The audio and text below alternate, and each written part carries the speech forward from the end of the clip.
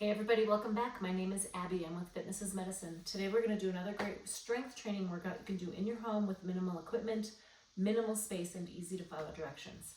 Today we're going to need one heavy dumbbell, a bench if you have one. Otherwise you can use your sofa, you can use the side of your bed, maybe a coffee table with a cushion on it, something like that.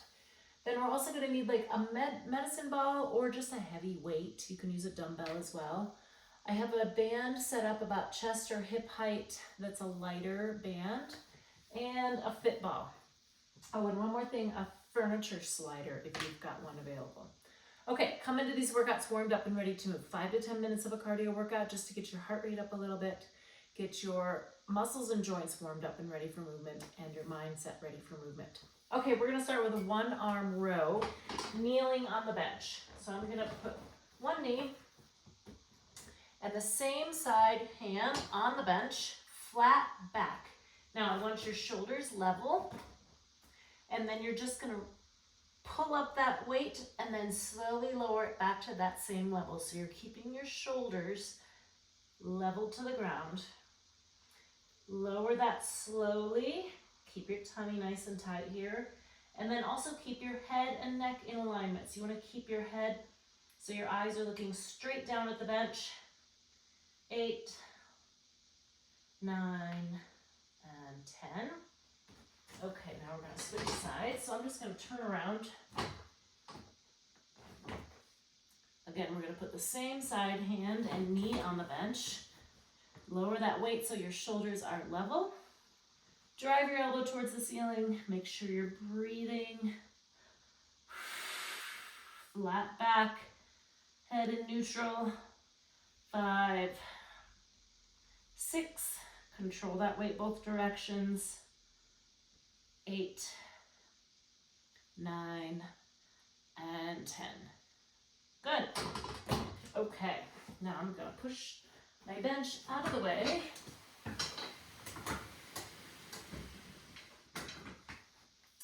And next we're going to do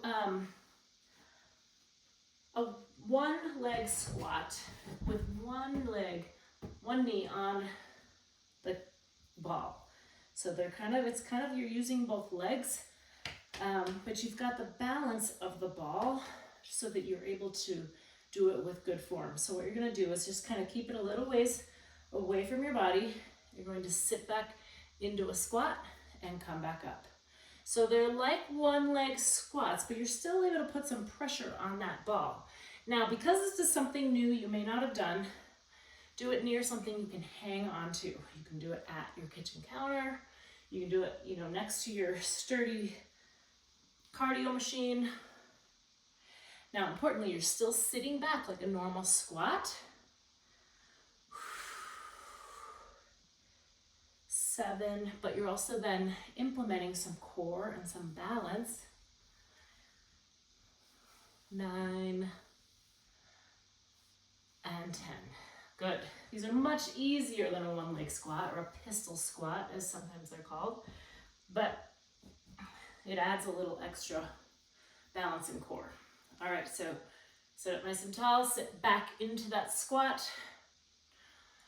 2, sitting back into your heel. Think about squeezing your glutes as you go to stand up.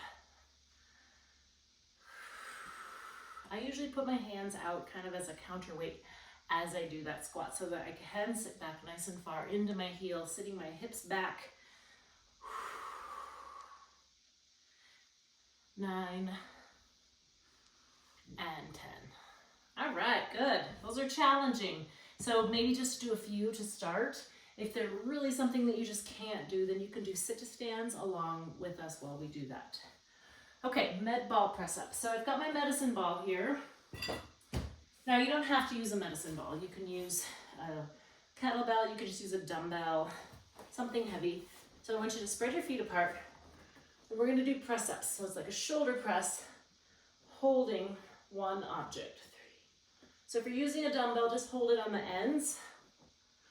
5, 6, keep your tummy nice and tight. 7, I've got a good base of support here. 9, and 10. All right, good. Okay, now we're gonna bring that ball back and we're going to do a bird dog on the ball. Now, if you don't have a ball, you could just do the bird dog on your hands and knees. So roll out, scoot back just a little bit. Now you're gonna reach out your opposite hand and toe towards the opposite walls, hold for 3 or 4 seconds, and rest. Now, when you have your tummy on the ball like this, it's important to work on controlling your breathing, but adding the ball here adds a sense of a little bit extra balance. Again, keep your neck in neutral, so you want your head looking just straight down at the ground. It's common to want to kind of look up or kind of look down, make sure you're doing the right thing. Your body's doing the right thing. Just make sure you're doing the opposite. This is working your whole posterior chain, so your whole backside from your shoulders all the way up and down your spine, your glutes, your hamstrings. Keep those legs straight. Reaching towards those opposite walls. Breathing. Don't hold your breath here.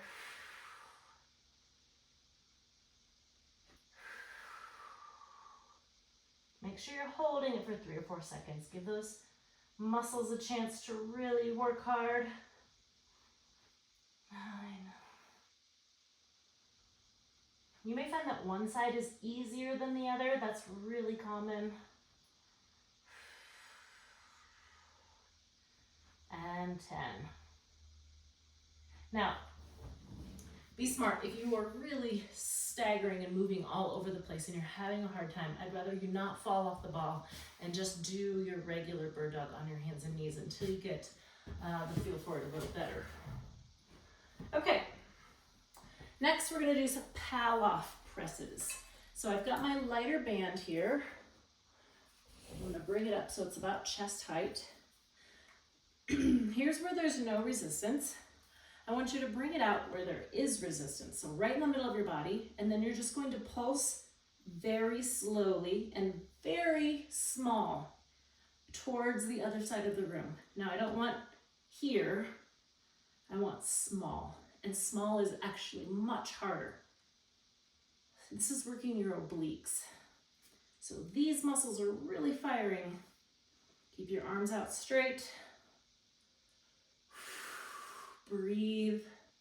Keep your shoulders down away from your ears and rest. Okay, now we're just going to turn around and do the same thing on the other side. So bring it out where there's just a little bit of resistance. And you can always choose the resistance too. If it doesn't feel very hard, add a little step out. And that will give you the resistance that you need. It doesn't take much range of motion on this. Tiny little pulses within an inch, maybe a centimeter. Like envision, try to make the tiniest little movements that you can.